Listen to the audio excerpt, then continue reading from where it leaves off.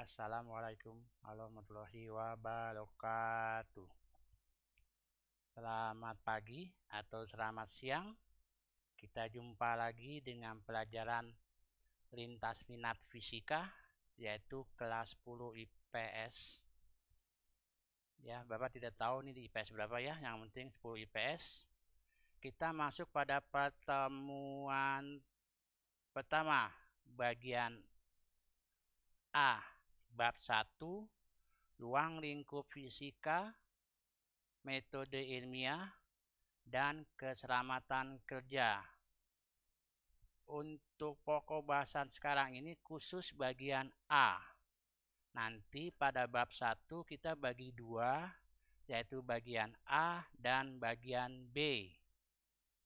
Ya, kita lihat pada peta konsep.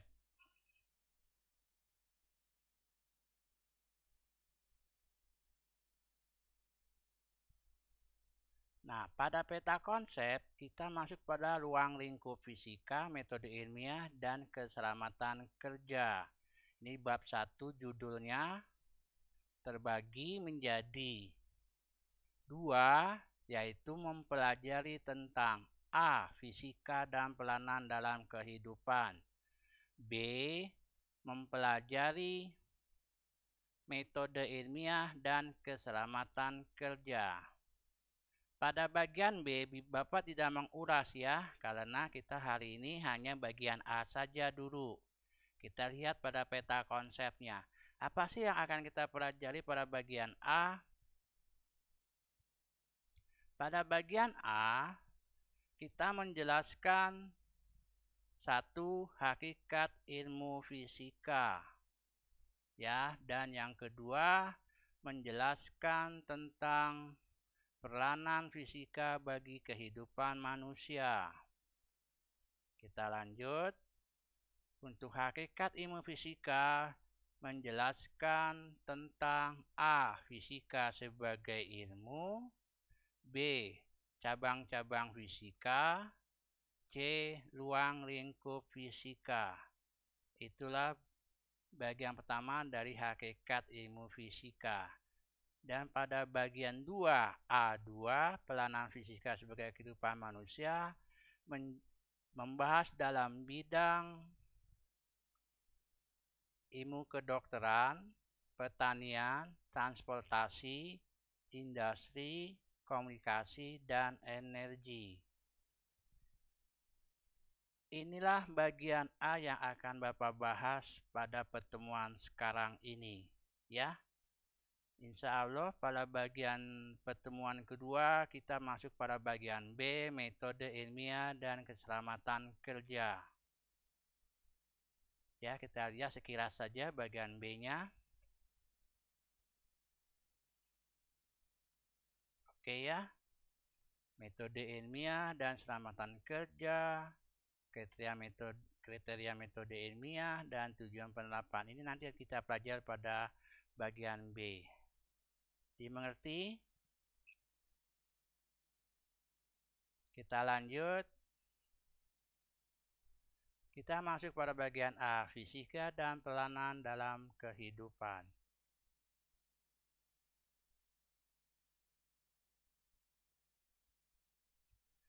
Tujuan pembelajaran yaitu dengan melalui kegiatan pengamatan, percobaan, diskusi, dan proyek diharapkan kita mampu memahami hakikat fisika dan perlunya mempelajari fisika. Memahami fisika sebagai ilmu, menyebutkan berbagai cabang fisika, ruang lingkup ilmu fisika, dan menyebutkan peranan fisika bagi kehidupan manusia. Ini tujuan kita. Kita sudah harus paham betul setelah Bapak menerangkan bagian A ini. Ada 1, 2, 3, 4, 5 ya. Untuk tujuan pembelajarannya.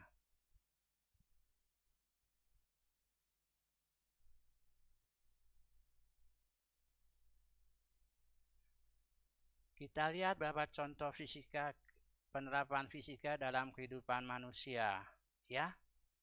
Di sini termometer, maaf, videonya nggak nggak dapat berfungsi ya karena macet. Jadi ada siswa menggunakan termometer. Di sini termometer merupakan alat untuk mengukur suhu. Salah satunya adalah suhu tubuh manusia. Suhu berhubungan dengan kalor, dikenal dengan termodinamika. Ya, masih banyak lagi contoh-contoh lain dalam penerapan fisika yang dekat dengan kehidupan kita sehari-hari. Cobalah kamu sebutkan berdasarkan pengamatan Anda terhadap kejadian di sekitarnya. Contoh yang lain ini penerapan fisika dalam kehidupan sehari-hari, yaitu embun, botol berkeringat. Kenapa botol itu bisa berkeringat? Kalau botol diisi batu es dan dimasukkan air, maka botol itu akan mengembun yang kita namakan dengan berkeringat. Ya, mohon maaf videonya tidak berfungsi di sini. Kita lanjut.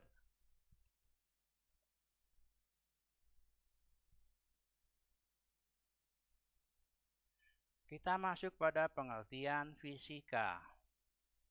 Fisika itu apa? Fisika berasal dari kata fisik yang artinya alam, yaitu ilmu pengetahuan yang mempelajari tentang sifat dan fenomena alam serta seluruh interaksi yang terjadi di dalamnya. Atau ilmu pengetahuan yang paling mendasar untuk mempelajari hubungan antar perilaku dan struktur benda di dalamnya. Contohnya, teknologi sebagai komunikasi, sebagai ilmu kedokteran. Ya. Dengan fisika, kita dapat menjawab semua fenomena alam yang terjadi, sebagai contoh petir dan terjadinya pasang surut air laut. Ini videonya harusnya berfungsi ya. Dia akan terjadi petir nanti di daratan dan di lautan, sedangkan pasang surut air laut ini di pantai. Banyak sekali manusia berjalan kaki menghibur dirinya, tapi pada saat pasang ini bukan manusia lagi tapi perahu yang lewat ya. Karena videonya tidak berfungsi, kita skip saja ya. Ilmu fisika. Ilmu fisika sebuah kumpulan pengetahuan atau jalan berpikir dan cara untuk menyelidikkan. Ya. Dalam penerapan ilmu fisika, kita harus menerapkan beberapa hakikat ilmu fisika. Antara lain, ya ada 3 ya. Tolong diingat ada 3 yang bisa kita sebut juga ilmu fisika sebagai hakikat fisika. Yang pertama adalah fisika sebagai produk. Di sini, hasil penemuan para ilmuwan harus diinventariskan dan kemudian dikumpulkan serta disusun secara matematis. Hal inilah yang kita namakan dengan body of Lagrange. Ya, body of Lagrange itu seperti dikenal dengan nama fisika sebagai produk. Hasil pertemuan ilmuwan yang harus diinventariskan dan kemudian dikumpulkan serta disusun secara sistematis, teratur, sehingga kita bisa mengarsipkan dapat berfungsi sebagai metode ilmiah nantinya. Ya. Jenis produk yang ada pada fisika adalah 1. Fakta, konsep, prinsip, hukum, rumus, teori, dan model. Inilah urutan-urutan body of Lagrange. Ya, fisika sebagai produk dapat kita gambarkan sebagai ini, yaitu fakta, konsep, hukum dan prinsip, rumus, teori, model. Ya, bisa kita rumuskan dalam bentuk panah, pokok bahasan, materi pokok, subpokok bahasan, materi ajar. Ya, inilah sebagai fisika sebagai produk. Kita lanjut yang kedua. Fisika sebagai proses. Memberikan gambaran mengenai proses bagaimana para ilmuwan itu bekerja untuk melakukan penemuan-penemuan. Ya, jadi fisika sebagai proses itu di mana para ilmuwan bekerja saat melakukan penemuan-penemuan. Hal inilah yang dinamakan dengan way of investigation. Ya, way of investigation. Ada 6 proses pada saat pertemuan. Penemuannya yaitu fenomena, dugaan, pengamatan, pengukuran, penyelidikan, dan publikasi. Yang semuanya dapat kita gambarkan seperti ini. Sebagai strukturnya, fisika sebagai proses, fenomena, dugaan, pengamatan, pengukuran, penyelidikan, publikasi. Lalu ditujukan panahnya menjadi pengamatan, mengklasifikasi, mengukur, mengajukan pertanyaan, merumuskan hipotesis, merencanakan penyelidikan, menafsirkan, dan mengkomunikasikan. Kita lanjut yang ketiga, fisika sebagai sikap. Dalam proses berpikir dan berkreasi, tentu harus diiringi dengan sikap-sikap ilmiah. Hal inilah yang dinamakan dengan way of thinking. Ya, way of thinking, fisika sebagai sikap. Ada contoh sikap yang bagus yaitu jujur, rasa ingin tahu, bertanggung jawab, disiplin, dan lain sebagainya. Ya, ini kita gambarkan mau tahu, peduli, bertanggung jawab, jujur, terbuka, bekerja sama. Sama ya? Yang menghasilkan menjadi sikap ilmiah.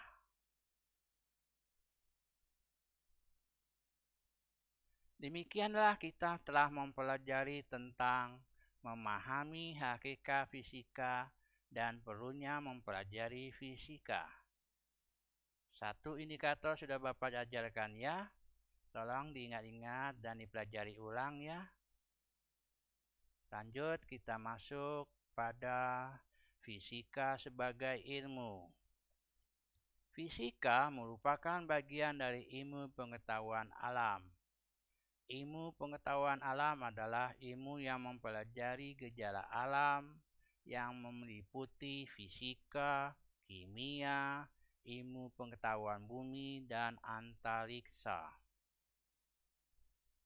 Ciri-ciri fisika sebagai bagian dari IPA adalah satu, mempunyai objek kajian berupa benda konkret, nyata atau ada, dikembangkan berdasarkan pengalaman atau melalui percobaan yang disengaja, sistematis, menggunakan cara berpikir logis dan konsisten. Hasil kajian bersifat objektif. Hukum-hukum fisika yang dihasilkan dari berbagai percobaan berlaku umum. Kita masuk pada indikator ketiga, cabang-cabang fisika. Cabang-cabang fisika itu sebenarnya sangat banyak. Selain itu, cabang-cabang ilmu fisika juga banyak berkaitan dengan cabang-cabang ilmu-ilmu lain. Cabang-cabang dalam ilmu fisika dapat dijelaskan sebagai berikut. 1. Mekanika adalah salah satu cabang fisika yang mempelajari tentang gerak. Mekanika klasik dibagi menjadi dua bagian, yaitu kinematika dan dinamika. Kinematika membahas bagaimana suatu objek yang bergerak tanpa menyelidiki. Sedangkan dinamika mempelajari bagaimana suatu objek yang bergerak dengan menyelidiki penyebab. Ya. Jadi dinamika ada penyebab, kalau kinematika tidak adanya penyebab. Contohnya adalah sebuah jembatan. Ini adalah struktur statistika ya. Kita lanjut.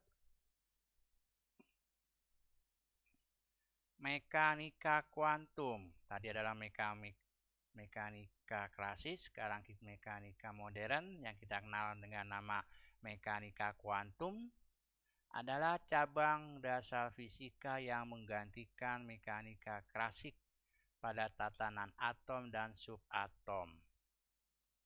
Mekanika fluida adalah cabang ilmu fisika yang mempelajari tentang fluida, cairan atau gas. Yang kedua, elektronika adalah ilmu yang mempelajari alat listrik arus remah yang dioperasikan dengan cara mengontrol aliran elektron atau partikel bermuatan listrik dalam suatu alat seperti komputer, peralatan elektronik, termokouple, semikonduktor, dan lain sebagainya. Ini contohnya ya, satu rangkaian elektronik biasa ada di dalam rangkaian radio, TV, kalau kita buka alat-alat elektronik ya. Yang ketiga, teknik elektro atau dikenal dengan namanya teknik listrik. Dalam bahasa Inggrisnya, electrical engineering. Salah satu bidang ilmu teknik mengenai aplikasi listrik untuk memenuhi kebutuhan masyarakat. Yang keempat, elektrostatis. Ilmu yang mempelajari listrik statis. Elektrodinamis adalah ilmu yang mempelajari listrik dinamis. Bioelektromagnetik adalah disiplin ilmu yang mempelajari fenomena listrik, magnetik, dan elektromagnetik yang muncul pada jaringan makhluk hidup. Termodinamika, kajian tentang energi atau panas yang berpindah. Ini contohnya yaitu lokomotif kereta api. Ya, pada dasarnya mereka dulu adalah kereta api klasik dengan menggunakan termodinamika. Fisika inti, ilmu fisika yang mengkaji atom atau bagian-bagian atom. Sedangkan fisika gelombang adalah cabang ilmu fisika yang mempelajari tentang gelombang. Fisika optik atau geometrik, ilmu fisika yang mempelajari tentang cahaya.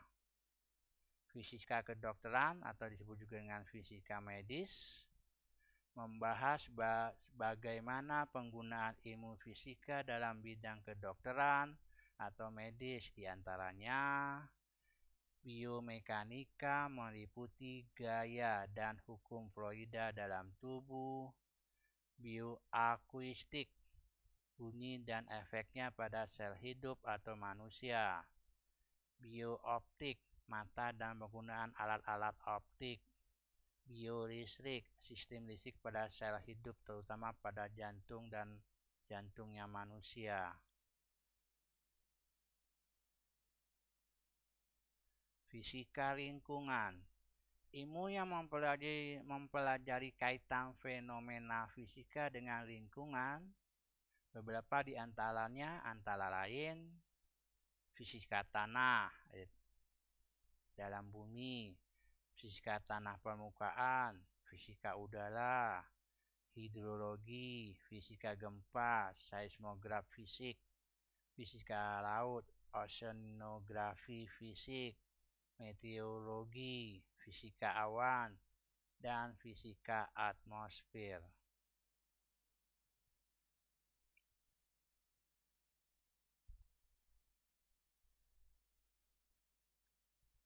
Demikianlah kita telah mempelajari tentang indikator yang kedua, yaitu fisika sebagai ilmu dan cabang-cabang fisika.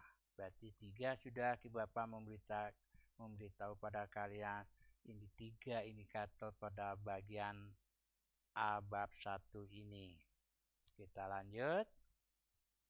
Ruang lingkup ilmu fisika.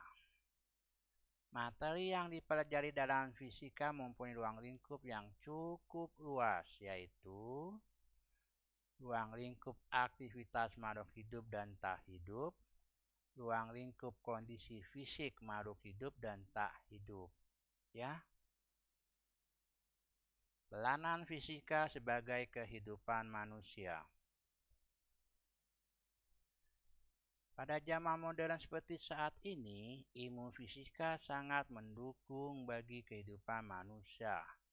Ilmu fisika bermanfaat untuk mendukung perkembangan teknologi, industri, komunikasi, dan atau kedokteran.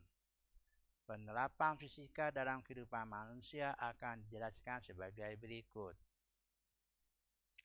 A. Penerapan fisika dalam bidang kedokteran dan kesehatan. 1. Penemuan sinar rongsen untuk mendeteksi patah hidung atau patah tulang. Oke. Penemuan sinar laser untuk memecah batu ginjal dalam tubuh manusia. Ya. Penerapan fisika dalam bidang pertanian.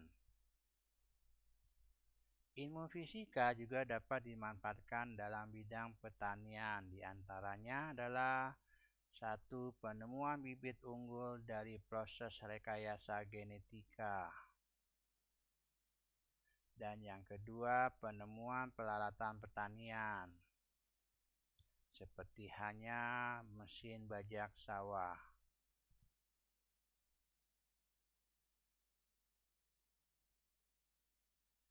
Penerapan fisika dalam bidang transportasi.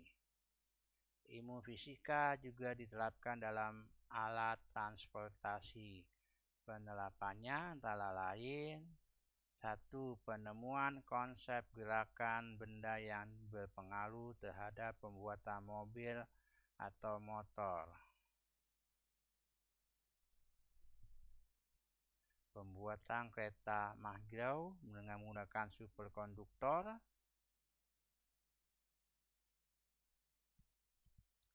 Kereta Mahgrau adalah magnetical levitic trains, jenis kereta api yang mengambang secara magnetik. Sering juga disebut kereta api magnet. Prinsip dari kereta api ini adalah memanfaatkan gaya magnet untuk mengangkat kereta sehingga mengambang dan tidak menyentuh rel sehingga gaya gesek dapat dikurangi. Penerapan fisika dalam bidang industri. Penerapan ilmu fisika dalam bidang industri antara lain 1. Penemuan berbagai jenis mesin. Misalnya mesin diesel, mesin bensin untuk memudahkan proses produksi. Ya, menggunakan sonar dalam industri kelautan. Sonar atau sound navigation and ranging merupakan suatu metode menggunakan gelombang ultrasonik untuk menafsir ukuran, bentuk, dan kedalaman suatu benda. Bunyi ultrasonik adalah bunyi dengan frekuensi di atas 20.000 Hz. Pada prinsipnya, bunyi di ultrasonik yang dikeluarkan oleh sumber akan dipantulkan kembali oleh benda-benda.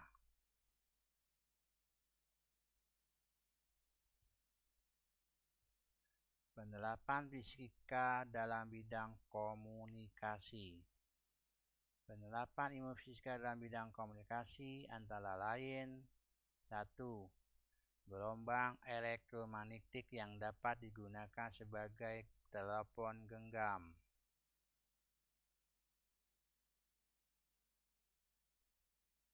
Sebagai fiber optik untuk jaringan internet.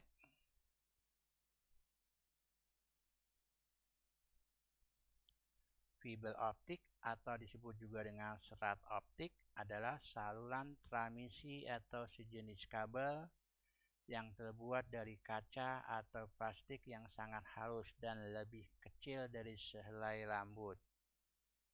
Fiber optik digunakan untuk mentransmisikan sinyal cahaya dari suatu tempat ke tempat lain. Sumber cahaya yang ditransmisikan berasal dari adalah laser atau lens. Penerapan fisika dalam bidang energi. Penerapan ilmu fisika dalam bidang energi antara lain: menggunakan radioaktif sebagai reaktor nuklir, penggunaan sel-sel sebagai energi alternatif.